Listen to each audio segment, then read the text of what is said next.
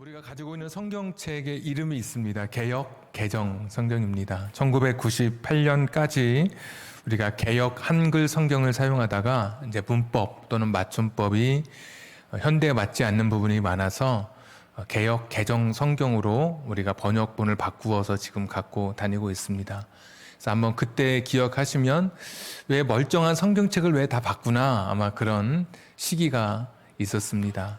그 외에도 많은 성경이 있습니다. 천주교와 같이 번역한 공동 번역도 있고, 또 바른 성경, 현대인 성경, 또 현대어 성경, 우리나라 말로 번역된 성경도 사실 이제 여러 성경들이 있습니다.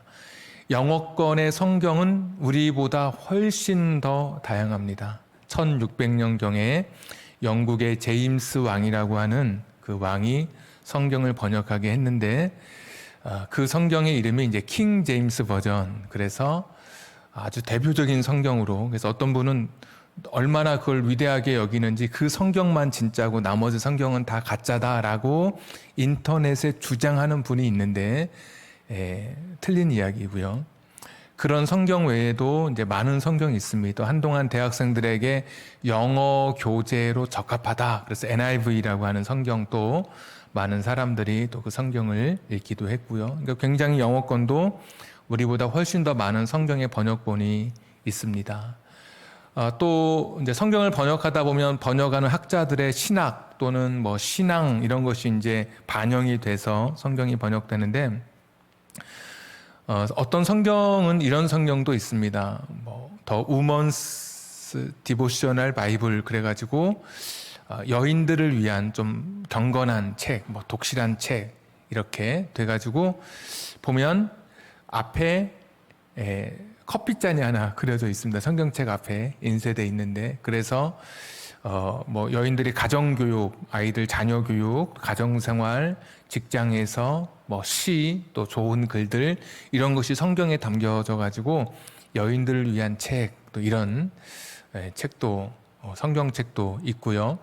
10대를 위한 책도 있습니다.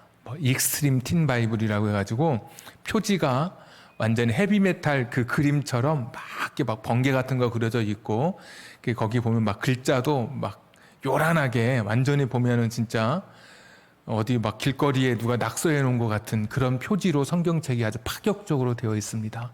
또 보면 no fear, 두려워하지 말아라, no regret, 후회하지 말고 살아라, 이러면서 거기에 보면 이제 문체도 청소년들의 사용하는 언어로 그렇게 또 번역이 되어 있고요. 코로나 시대를 맞이해서 제가 이제 여러분에게 사실 소개하고 싶은 성경이 있는데, 더 그린 바이블이라고요. 이 환경에 관련된, 이 녹색 시대에 관련된 그런 성경도 있습니다. 종이도 재생 용지를 사용했고, 잉크도 콩기름 잉크라고 해서 환경을 이제 생각해서 그렇게 사람들이 그런 성경책을 또 이렇게 발간을 해냈습니다. 우리 성경책은 이제 예수님 말씀이 빨간색인데 적색으로 인쇄됐는데, 그 그린 바이블은 그냥 검은색입니다. 똑같이 검은색이고, 대신 환경, 지구 이런 그 생태에 관련된 그런 그 본문은 연한 녹색으로 그렇게 인쇄가 되어 있습니다. 여러 성경책 그것이 필요하겠죠, 우리들에게 지금. 그런데 지금 이런 코로나 상황 속에서 우리에게 필요한 성경 번역이 있다면 더 그린 바이블, 환경, 또 생태, 자연에 대한 깨우침을 주는 그런 성경이 지금 이 시대에 우리에게 필요한 성경이 아닐까라는 그런 생각을 해보게 됩니다. 전염병이 계속 바이러스가 돌아서 우리나라에도 여러 전염병들이 있었습니다. 사스, 메르스, 또 코로나, 또 에볼라 이런 바이러스. 근데 학자들이 연구를 해보니까 이런 그 바이러스의 시작이 어딘가 해보니까 박쥐에서 이렇게 비롯이 됐다, 이런 연구를 내놓고 있습니다. 제 이야기가 아니고 이제 학자들의 연구가 박쥐에서 비롯됐다. 그러니까 박쥐는 사실 이제 굉장히 억울할 수도 있어요. 포유류 중에 지구상의 현재 포유류 중에 반절이 쥐예요. 나머지 반의 반절이 박쥐예요. 그러니까 일단 개체수가 많아서 눈에도 많이 띄고 또 어떤 그런 바이러스를 일으킬 가능성이 다른 작은 개체수보다 훨씬 많긴 하죠, 박쥐가. 실제적으로 박쥐 같은 경우는 그런 바이러스를 옮길 수 있는 그런 좀 좋은 숙주가 되는 그런 환경을 갖추고 있다고들 이야기해요. 사람들의 손이 닿지 않은 숲이나 또는 그 동굴 안에 서식하고 있어요.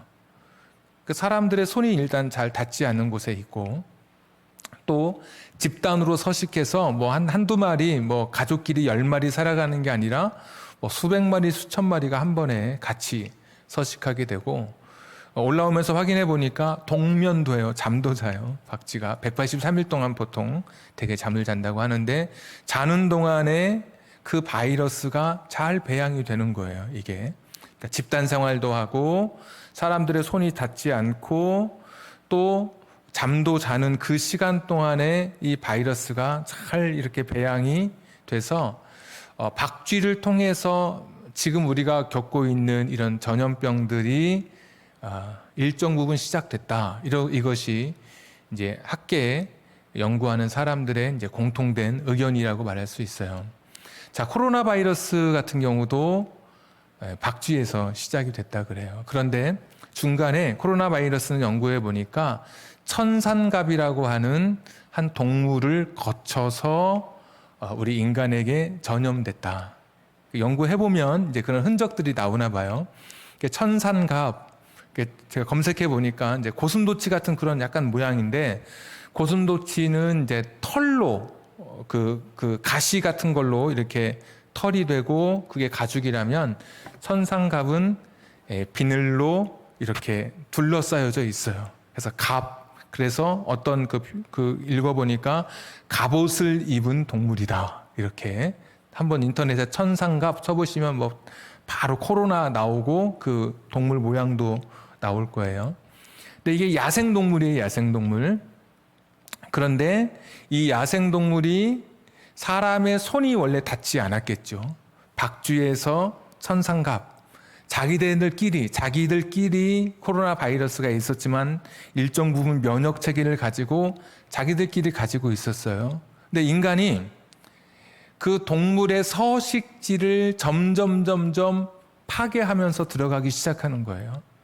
그러니까 옛날 같으면 저 깊은 곳은 인간의 손이 닿지 않았는데, 인간의 인구가 기하급수로 늘어나면서 엄청난 많은 땅을 점령하고 더 깊은 곳까지 가기 시작하는 거예요.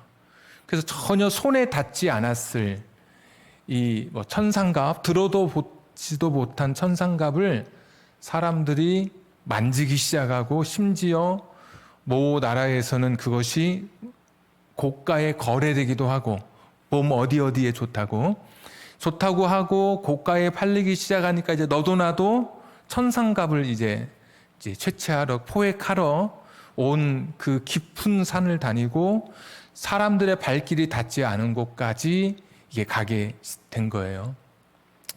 이 코로나 바이러스가 박쥐에서 시작해서 또는 천산갑, 자기네들끼리 있다가 사람이 야생동물을 채취하면서 야생동물 안에 있었던 코로나 바이러스가 자꾸 사람이 야생동물을 건드니까 그 안에서 잊지 못하고 밖으로 나온 거예요, 이게.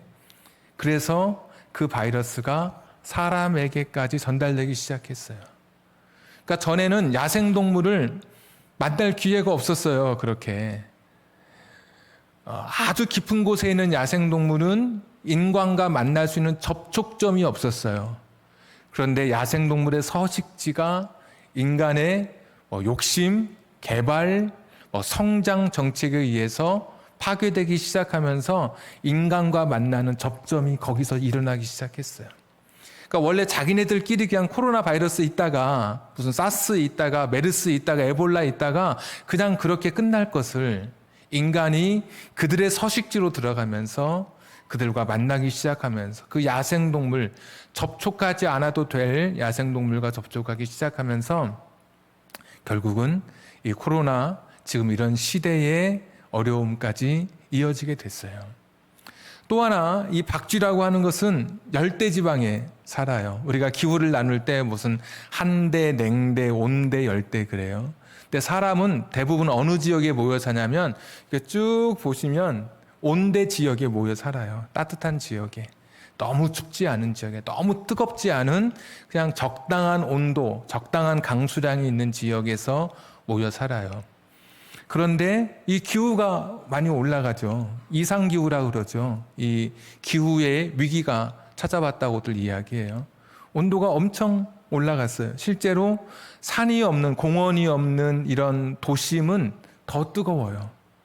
저 여기 뭐 산이 있는 외곽만 나가도 공기 자체가 다르다는 말을 많이 해요. 그러니까 열섬이 됐다고 표현을 하는데 개발을 통해서 굉장히 도시 자체가 달궈지기 시작했어요.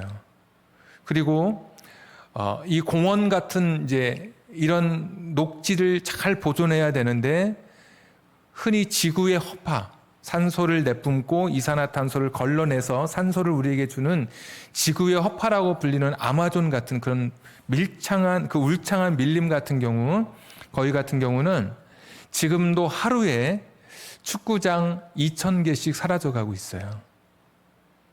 축구장 2,000개씩 밀림의 그 나무들을 벌목을 하고 있어요. 왜? 콩을 재배하니까 돈이 돼요. 콩밭을 만들려고 그러고 또 소를 키우려고 그런 방목지가 필요하니까 여러분 축구장 하나가 크잖아요. 근데 하루에 2,000개씩 계속해서 그 지구의 허파가 사라져 가고 있어요. 그러니까 전체 지구로 보면 점점 이게 걸러줄 수 있는 게 적어지기 시작해요. 또 이 기후를 높이는, 온도를 높게 만드는 이 온실효과의 주범이 이제 메탄가스라고 여러분 들어보셨을 거예요. 동물에서 되새김질을 하는 동물이 뭐 내뿜는 숨, 뭐 트림, 동물의 방귀, 또 동물의 분뇨에서 발생하는 게 이제 메탄가스예요.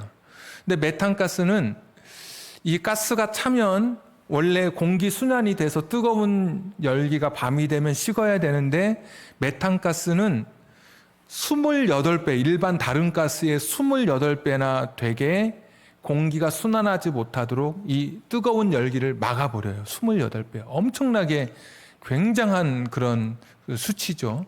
그러니까 이 열이 빠져나가지가 못해요. 메탄가스 때문에. 그러면 메탄가스는 옛날에 없었느냐? 옛날부터 있었죠. 왜? 소도 키우고 돼지도 키우고 다 키웠으니까. 그런데 지금은 그런 정도하고 비교할 수 없어요. 지금은 밀집으로 축산업을 해요. 그러니까 공장용 축산이라 그래서 한 칸 한 칸 한 칸 해서 거기다가 동물들을 다 모아서 키워요.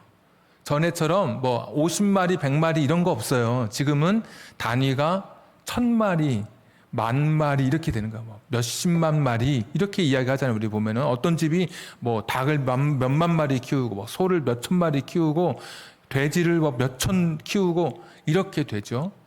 그러니까 전에는 그런 메탄가스가 발생해도 조금씩이었는데 지금은 인간의 욕심이 그런 거예요. 인간의 욕심으로 인해서 공장용 축산을 해서 돈을 벌어야 되니까 엄청나게 키우는 거예요. 그래서 메탄가스가 많아지죠. 그리고 나무란 나무는 다 베기 시작하죠. 우리도 보면은 뭐 어디 베어버리고 뭐 짓고 그러잖아요. 산 없애고 공장 없애고 저 공원들 없애고. 그러니까 이런 것이 반복되면서 온도가 막 올라가기 시작하는 거예요. 이게 온도가 올라가고 그래서 온도가 올라가니까 열대 지방에 살던 박쥐가 우리 온대 지방에 살던 우리가 열대화 되니까 열대 지방에만 모여있던 박쥐가 조금씩 사람이 사는 온대 지역으로 오기 시작하는 거예요. 왜? 여기도 살만하니까. 그래서 뭐 중국의 운남성 같은 데 보면 전에보다 박쥐가 서식하는 곳이 훨씬 더 많아졌어요. 왜?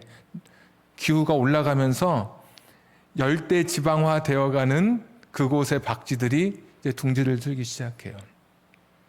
그러니까 인간이 서식지를 파괴하면서 그 야생동물에 있는 곳으로 성큼성큼 다가가고 또 기후는 올라가면서 기후변화를 통해서 또 우리가 흔히 알고 있는 그 박쥐가 우리에게 점점 가까워오기 시작하면서, 그러니까 인간의 욕심, 탐욕, 성장주의, 발전, 개발, 이런 미명하에 자연이 조금씩 파괴되고, 그러니까 생태계가 소위 파괴되고, 또 기후는 계속해서 급증하며 올라가는데도 불구하고 인간의 노력은 그만큼 더디면서 그 결과가 바로 코로나라고 하는 거예요. 그러니까 코로나는 흔히 말하기를 어떤 사람은 신의 저주다, 이런 사람도 있고, 또 어떤 사람은 자연의 역습이다, 이런 사람도 있어요. 그런데 다 틀린 말이에요. 이것은 인간의 자업자득인 거예요. 우리가 스스로 선택한 길의 결과인 거예요. 우리가 살아온 삶의 방향의 종국이 바로 코로나로 드러나고 있는 거예요. 그럼 하나님께서는 우리로 하여금 이렇게 살도록 우리를, 자연에 대해서 우리가 인간이 이런 태도를 가지고 살도록 말씀해 주셨을까? 창세기 우리가 공부할 때 꼭 인간에게 있다면 사용설명서 같은 것이 창세기다, 이런 말씀도 제가 드렸던 기억이 있어요. 기계를 살면 사용설명서가 있죠. 가장 이 기계의 특성, 이 기계를 가지고 할 수 있는 그런 기능들 설명하고 있는 것이 사용설명서인데, 창세기가 우리 인간을 향한 사용설명서와도 같다라고도 제가 말씀드렸죠. 창세기의 이야기는 하나님 형상 창조, 흙창조였어요. 그러면서 제가 여러분에게 하나님과의 바른 관계, 자연과의 바른 관계, 사람과의 바른 관계를 맺으며 살아야 된다, 굉장히 많이 말씀드렸죠. 엄청 많이 말씀드렸어요. 왜? 굉장히 중요한 이야기니까. 그래서 좀 요약하자면 하늘을 두려워하면서 살고, 사람을 사랑하며 살고, 땅을 아끼며 살아가는 것, 이것이 창세기가 우리에게 주는 하나님의 창조 명령인 거예요. 하늘을 두려워하고, 사람을 사랑하고, 땅을 아끼며 살아가야 하는 거예요. 근데 그동안에는 제가 별로 이 땅에 대한 이야기, 하나님과 인간에 대한 이야기만 했고, 이제 사실 땅에 대한 이야기는 그렇게 많이는 하진 않았어요. 창세기 1장, 2장 공부할 때도 그냥 좀 이제 지나쳐가는, 이제 좀 가볍게 한번 짚고 넘어갔는데, 오늘 코로나가 전해주는 이 이야기, 코로나가 들려주는 이야기, 이 코로나의 메시지는 다시 한번 우리로 하여금 이 땅에 대한 이야기, 자연에 대한 이야기를 좀 더 우리가 살펴보도록 우리를 이끌어주고 있어요. 1장 26절에 하나님께서 우리를 하나님의 형상대로 창조하시고 이 땅을 다스리라 라고 말씀해 주셨어요. 다스리다. 우리가 다스리다 그러면 꼭 정복하고 지배하고 이런 개념이 떠오르죠. 내가 뭘 다스린다, 나다라고 하는 이 단어인데, 이 단어는 솔로몬 왕이 열왕기상 5장 24절, 5장 4절인지 24절인지 보시면 솔로몬이 다스려요. 이스라엘을 다스려서 평화를 주는 그 부분이 열왕기상 5장에 기록되어 있어요. 그러니까 그 당시에 왕이 다스린다 할 때 이 다스림, 라다는 왕의 다스림을 이제 이야기하고 있어요. 근데 여러분, 일반적인 왕이 사람을 다스릴 때 지배하고 착취하는 게 왕의 본령이 아니에요. 왕은 어떤 존재냐면 내 백성이 잘 먹고 잘 살 수 있도록 정책을 펴는 거예요. 그리고 왕은 경계가 있지만 언제라도 이 민족이 침입할 수 있기 때문에 국방을 강화하고 국경의 경계를 서서 치안을 담당하고 이 민족으로부터 생명을 보호하는 것이 왕의 책무인 거예요. 그래서 솔로몬이 왕으로서 이스라엘 백성을 그렇게 잘 다스려서 이스라엘이 평화를 누리게 된 것이죠. 그러니까 땅을 다스리라, 이런 말씀은 인간이 우월적 위치에 있어서, 자연은 더 밑에 한참 낮은 위치에 있어서 인간이 마음대로 지배하고 착취하고 내 마음대로 할 수 있는 다스림의 대상이 아니라, 사실 인간이 꼭 왕의 통치의 모습처럼 자연을 잘 보살피는 거예요. 왕이 백성들의 복지 책임지고 보호해야 하는 것처럼 사람은 자연을 잘 보호하고 잘 가꾸고 잘 그 원래의 모습을 가질 수 있도록 만들어가는 것, 이것이 창세기 1장 26절의 다스림의 핵심이에요. 그냥 무조건 뭐를 짓밟아라, 정복해라 이런 표현도 있지만, 그러나 이 단어조차도 그 맥락 속에서 보면 그 대상이 되는 그것의 보호, 돌봄을 이야기하고 있어요. 자, 2장 15절 한번 보십시오. 창세기 2장 15절. 여호와 하나님이 그 사람을 이끌어 에덴 동산에 두어 그것을 경작하며 지키게 하시고. 아멘. 여기도 자연을 하나님께서 어떻게 인간에게 맡겨주셨냐면 경작하며 지키게 하시고. 아까 제가 개역 한글 성경이 있다고 그랬죠. 개역 한글은 창세기 2장 15절에 경작이 아니라 다스리고 지키게 하시고 이렇게 번역됐는데 확실히 좀 나아졌어요. 경작하고 지키게 하시고. 여기 경작이라고 하는 단어가 아바드인데, 오늘 언제 신문 보니까 아바드 무슨 성경 이런 것도 있더라고요. 보니까 아바드라고 하는 단어는 제사장들이나 레위인들이 성막에서 성전에서 하나님을 섬길 때 섬기다라는 그런 단어가 이 아바드예요. 그러니까 경작한다라는 의미 속에는 섬기다라는 의미도 있고, 또 내가 주인의 일을 맡아서 그 일을 잘 담당하다, 잘 감당해낸다, 그 일을 내가 잘 맡았다라고 할 때 이 아바드라고 하는 단어가 사용되고 있어요. 그러면 아바드는 맡은 일을 감당하고 또 그것을 내게 주신 그것을 봉사하고 타인을 위해서 봉사하는 그런 의미인 것이지, 그러니까 섬김의 의미가 있는 것이지 지배하는 의미는 찾아볼 수 없어요.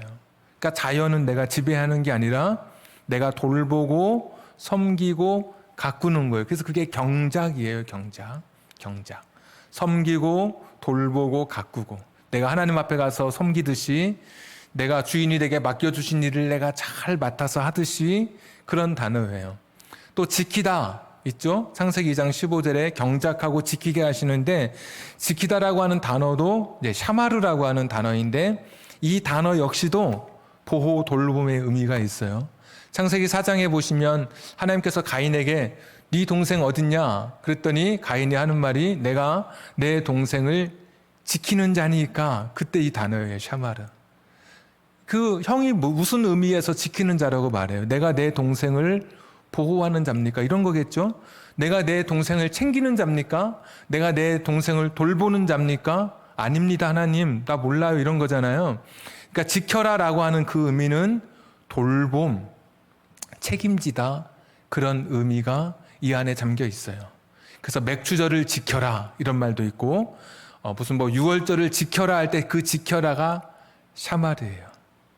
그러니까 지키다는 말은 소중하게 여기다. 맥주절을 지켜라, 안식일을 지켜라, 소중하게 여겨라, 그 단어가 똑같은 단어예요. 그러니까 하나님 우리 인간을 창조하실 때 창세기 1장 2장에 볼 때 하나님을 당연히 두려워하고 하나님 사랑하고 사람 사랑하고 땅을 아끼라고 말씀하신 거예요. 돌보라고 말씀해 주신 것이고 가꾸라고 말씀해 주신 거예요. 그러니까 자연, 우리에게 주신 이 자연은 인간 구원 드라마의 배경이 아니에요. 우리가 구원받는데 이 자연은 배경이 되는 그런 존재가 아니라, 하나님의 자연은 하나님께서 계획하신 이 땅 창조의 일부인 거예요. 인간처럼. 그러니까 인간을 구원하고 인간만을 만들고 인간만을 위한 존재로 하나님이 서 계신 게 아니라 자연 속에, 그러니까 자연까지도 다스리시는 하나님이셔요. 그래서 자연은, 이 땅은 인간의 것이 아니에요. 철저하게 이 땅은 하나님의 것이에요. 하나님의 것. 그래서 공중에 새도 먹이시고 들풀도 입히시고 하는 분이 누구냐? 하나님이신 거예요. 그러니까 하나님이 자연의 주인이세요. 그러니까 이 자연은 인간 구원 드라마의 배경이라고 말하는 적색 영성, 십자가의 영성만 말하는 것은 성경의 반만 아는 거예요. 성경은 녹색 영성, 이 자연의 영성, 자연에 대한 우리의 새로운 관점, 성경이 이야기하는 그런 영성도 가지도록 우리를 그렇게 말씀으로 초대해 주고 계셔요. 그러니까 성경은 적색 영성과 녹색 영성으로 그렇게 하나님의 나라를 세워가는 책이에요. 성경 곳곳에 보면 호세아 4장 1절부터 4절 같은 데 보시면 땅과 인간은 운명 공동체인 거예요. 사람이 잘못하면 땅도 고통받아요. 그래서 로마서 8장 22절 같은 데 보시면 이런 말씀이 있어요. 피조물이 다 이제까지 함께 탄식하며 함께 고통을 겪고 있는 것을 우리가 아느니라. 이게 부활을 기다리며 사람들이 부활을 기다리고 영광스럽게 되는 날을 막 염원하고 바라볼 때 피조물도 함께 고통당하면서 탄식하면서 그날을 기다리고 있다는 거예요. 근데 번역본 중에 현대어 성경에 보시면 8장 22절, 로마서 8장 22절을 이렇게 번역했어요. 동물이나 식물과 같은 자연계의 생물까지도 이 위대한 사건을 기다리면서 병과 죽음의 고통을 참아내고 있다는 것을 우리는 압니다. 그러니까 피조물도 고통받으면서 주께서 다시 오셔서 영광스럽게 우리를 이끌어 주시는 그 부활의 날, 마지막 심판과 회복의 그 날을 피조물도 기다리고 있습니다. 이게 바울의 고백인 거예요. 그러니까 사람만이 아니라 이 자연도 지금 고통받고 있어요. 하나님께서 우리에게 이 자연을 잘 관리하라고, 보살피라고, 잘 돌보라고 말씀해 주셨는데 우리가 그렇게 살지 못하고 있어요. 분명히 땅과 인간은 내가 높고 낮고의 그런 위격의 차이가 있는 게 아니라 운명 공동체로 서로 돌보고 또 땅은 우리로 하여금 살 수 있도록 땅의 기능을 제공해 주고 우리는 땅을 돌보면서 서로 보완하면서 돕는 존재로 살아야 하는데 우리는 그렇게 주님의 말씀대로, 하나님 말씀대로 살아가지 못하고 있어요. 땅을 짓밟고 인간의 욕심과 탐욕으로 땅을 착취하고 그러면서 하나님의 영성이 아닌 이 세상의 탐욕과 죄악의 본성으로 이 자연을 대하면서 이 자연은 우리 인간에게 짓밟히고 있는 것이죠. 흙은, 땅은 사실 우리가 함부로 할 수 있는 그런 게 아닌 거죠. 사람이 땅에서 지음을 받았어요. 흙으로. 여기서 땅은 히브리어에 보면 여러 번역도, 예레츠도 땅으로도 번역되고 그러는데 사람이 흙으로 지었다고 할 때 그 땅의 흙은 아다마예요. 아다마. 어찌 좀 들어보셨죠? 아다마에서 아담이 나와요. 그러니까 사람이 흙으로 만드셨다고 할 때 우리 인간이 흙으로부터 시작됐다는 것을 보여줘요. 정확하게. 그리고 하나님은 살아갈 동안에 흙을 지키고 경작하고 돌보고 보호하라고 말씀해 주시죠. 그리고 우리가 죽으면 너는 흙이니 어디로 돌아가라 그러죠? 성경에 흙으로 돌아갈지라. 가인에게 말씀해 주시죠. 아담에게 말씀해 주시죠. 너희는 흙이니 흙으로 돌아갈 거다. 이렇게 말씀해 주시죠. 그러니까 결국 우리 인간은 흙에서 태어나서, 그러니까 하나님의 계획 속에 흙에서 태어나서 흙으로 살다가 흙으로 돌아가는 그런 운명 공동체예요. 그러니까 내가 내 마음대로 할 수 있는 내 것이 아닌 하나님의 것을 잠시 관리하는, 보존하는 청지기의 역할을 맡은 사람들이 우리 인간인 거예요. 너무 짓밟죠. 상한 우유를 먹으면 어떻게 됩니까? 그 사람은 상해에서 배탈 나게 되어 있어요. 근데 우리는 이 땅에 상한 것을 막 쏟아 부어요. 그렇죠? 그리고 심지어 독성이 있는 화학 물질들을 막 쏟아붓기 시작해요. 하천에 쏟아붓고 땅에다 쏟아붓고 그러면 결국은 지하수가 돼서 식물 또는 동물의 먹이가 되는 것이 내가 인간이 쏟아부은 화학 독성 물질이 영향을 미치겠죠. 언젠가는 그것을 먹고 우리 인간이 또 살아가는 거예요. 아플 수밖에 없어요. 그러니까 옛날만큼 우리가 더 많은 오염 물질로 우리가 독성을 우리가 자꾸 이렇게 몸에 쌓여질 수밖에 없는 거예요. 땅을 내 마음대로 생각해서 내가 이 땅에다 다 쏟아 부어요. 근데 그 땅은 다시 그걸 나에게 돌려주는 거예요. 그래서 우리 인간은 이 자연을 내 마음대로 훼손하거나 할 수 있는 사실 그런 권리가 없는 거예요. 하나님의 것을 맡아서 보존하는 그런 사람들이에요. 여러분, 우리는 철저하게 탐욕을 내려놓는 거예요. 아까 그 공장 축산 말씀드렸지만 사람들이 엄청 뭐 돼지고 뭐고 다 이렇게 몰아서 이익을 내기 위해서 그렇게 키워내요. 구제역, 조류독감 하면 다 매몰하죠. 한 번에 몰살시키죠. 돼지의 구제역, 가령 구제역 인간으로 오면 그것이 수족구예요. 입이나 발 이런 데 물집이 생기는 거예요. 여러분, 사람에게 수족구가 생기면 위험한가요? 유행병이지만 또 쉬고 약을 먹으면 낫죠. 입맛이 없긴 하지만 좀 하면 이겨내는 거예요. 근데 유행병이니까 우리가 좀 이제 뭐 어린이집 같은 데서 수족구에 걸리면 이제 뭐 아이들 못 온다든지 그런 조치를 취하지만 돼지나 뭐 이런 것도 마찬가지 아닐까요? 구제역도 마찬가지예요. 대신 물집이 생기고 그러는데 그것 때문에 아프니까 밥을 못 먹어요. 이 사료를. 그러면 사료를 못 먹으면 나중에 이제 출하가 늦어지죠. 우리가 보통 출하한다고 그러죠. 이렇게.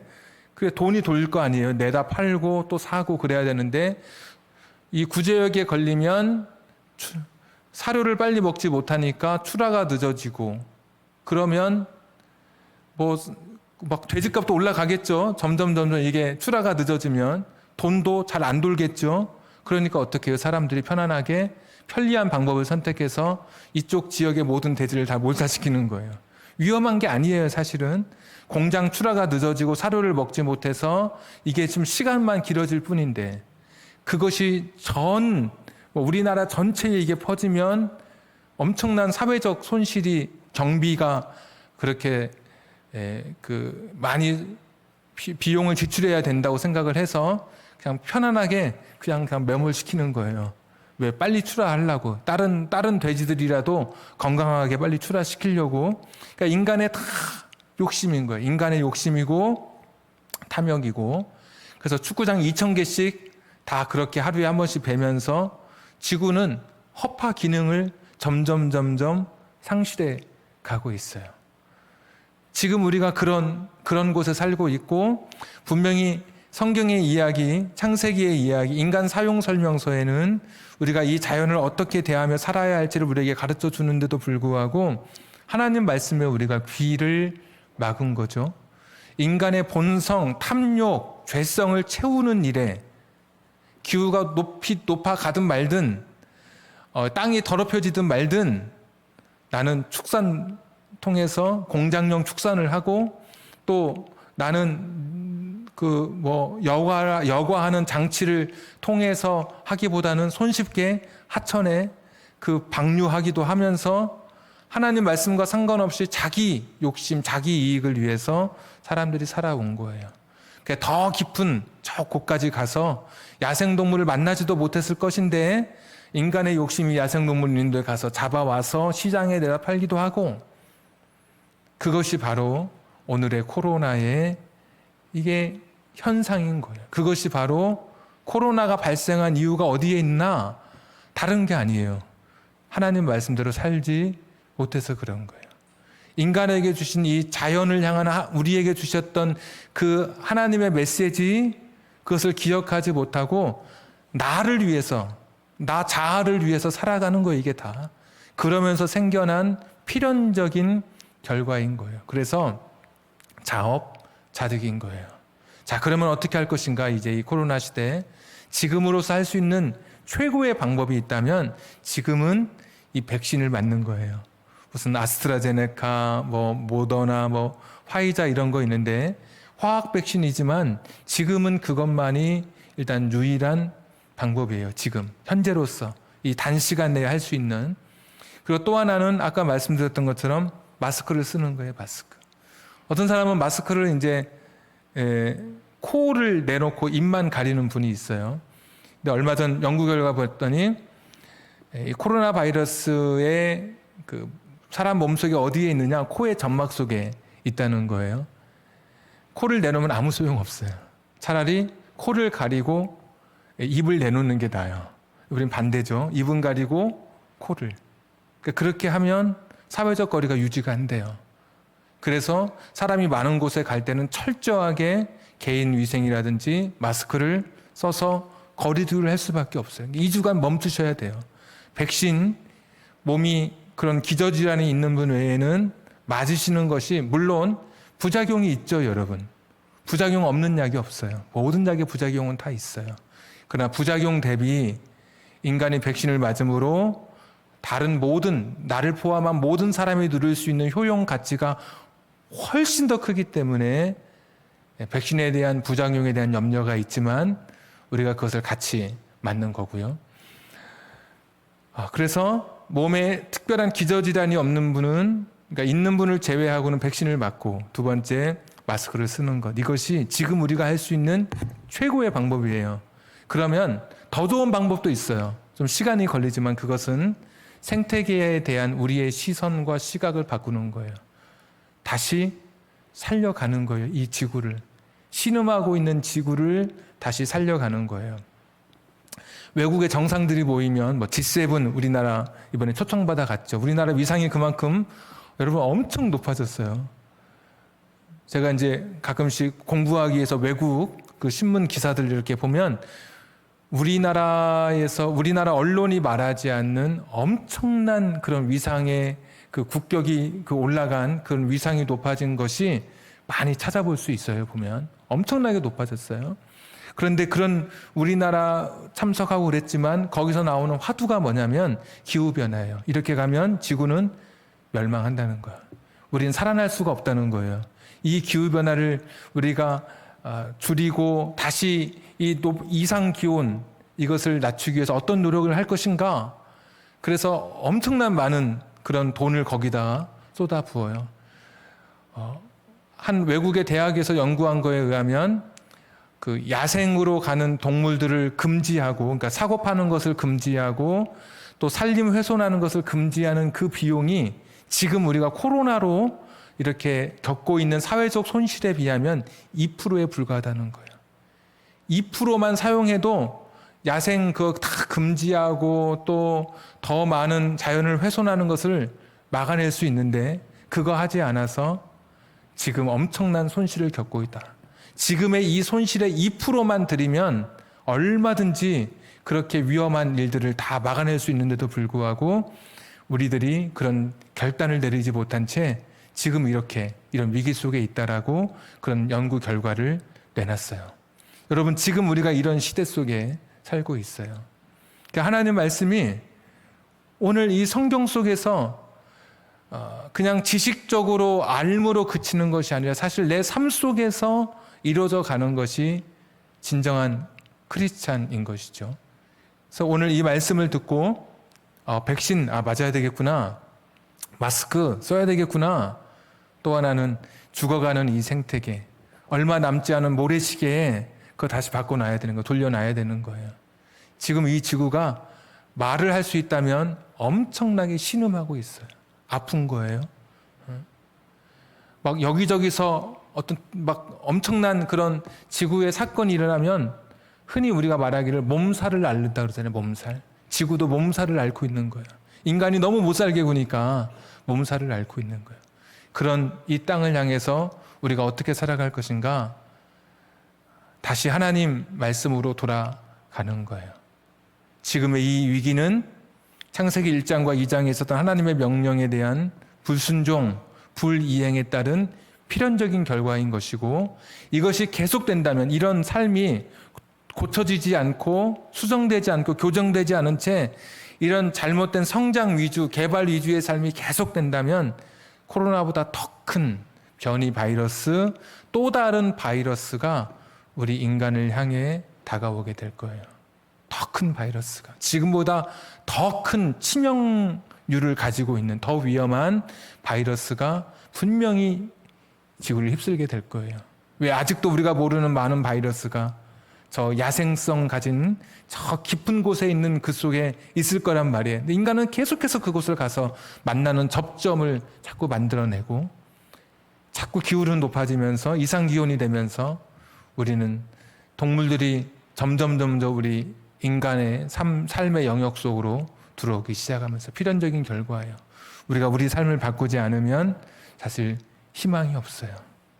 우리가 우리 삶의 모습을 다시 여기서 돌이키지 않으면 제2, 제3의 코로나 앞에 무기력한 인간이 될 수밖에 없는 거예요. 오늘 주신 말씀 다시 한번 다 기억나지 않는다 할지라도 내 마음 속에 환경, 소위 생태, 이런 자연에 대한 그런 하나님의 말씀, 보호, 돌봄, 소중히 여김, 가꿈, 이런 단어로 표현될 수 있는 이런 창세기 1장, 2장. 그리고도 여러분 굉장히 많은 말씀들이 있어요. 하나님 돌보시고 자연 돌보시는 그런 말씀들, 그런 하나님의 인간을 향한 관심, 자연을 향한 하나님의 관심 다 기억하면서 우리가 이 어려운 때 한번 말씀 속에서, 말씀 위에서 이겨갈 지혜를 얻고 또 잘 어려운 때 잘 버텨가서 정말 이때도 이겨내서 환하게 웃을 수 있고 마음껏 마스크 벗고 막 뛰놀 수 있고 예배도 마음껏 드리고 식당에서 함께 웃으면서 막 침을 튀기면서 식사할 수 있는 그날이 속히 오기를 여러분과 함께 같이 기도했으면 좋겠습니다. 우리 복음성가 같이 한 장 찬양하겠습니다.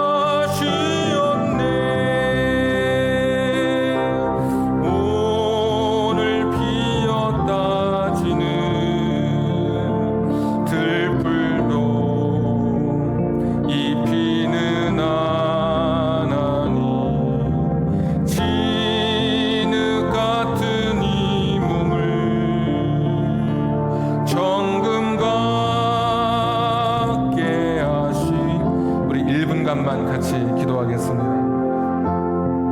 정말 자연을 사랑하고 이 자연을 돌볼 책임을 하나님께서 우리에게 맡겨주셨습니다. 하나님, 내가 자연을 돌보고 보호하고 관리하는 그런 사람 되게 해 주옵소서. 환경, 생태, 나와 떨어져 있는 이야기가 아니라 내가 해야 할 그리스도인의 사명인 것을 오늘 고백했으면 좋겠습니다. 우리 1분만 같이 기도하겠습니다. 전능하신 아버지 하나님, 코로나로 인해서 힘들고 어렵습니다.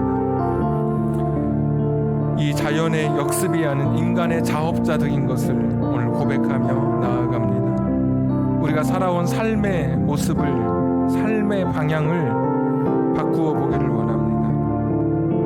삶의 행태가 바뀌어지게 하시고 행동 습관이 달라질 수 있는 우리들 되게 해 주시옵소서.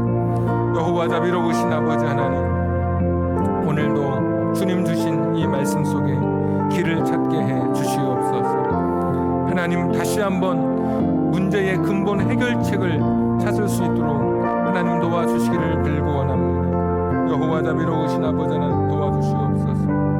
하나님, 긍휼히 여겨주시기를 원합니다.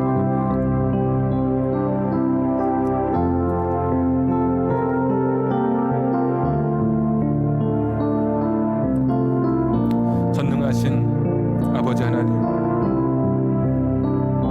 오늘도 하나님 앞에 나와 주일 예배를 드리며 하나님 말씀 기억하며 기도하며 나아갑니다.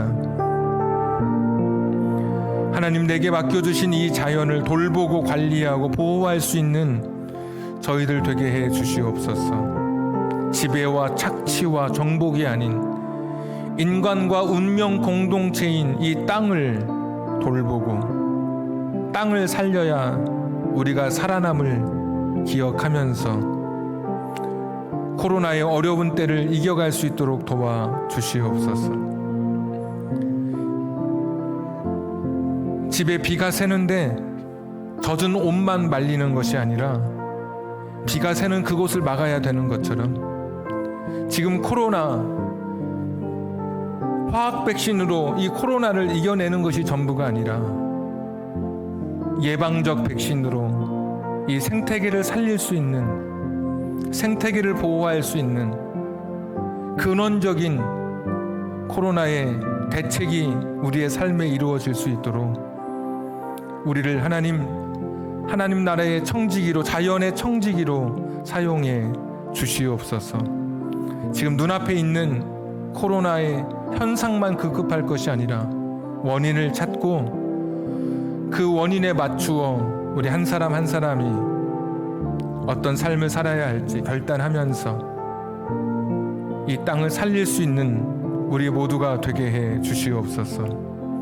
코로나로 인해 힘들어하고 있는 우리 성도님들 있습니다. 눈물로 밤을 지새는 분도 있습니다. 코로나로 인해서 여러 가지 삶의 어려움 시간들 속에 지금도 고통 속에 있는 분들이 있습니다.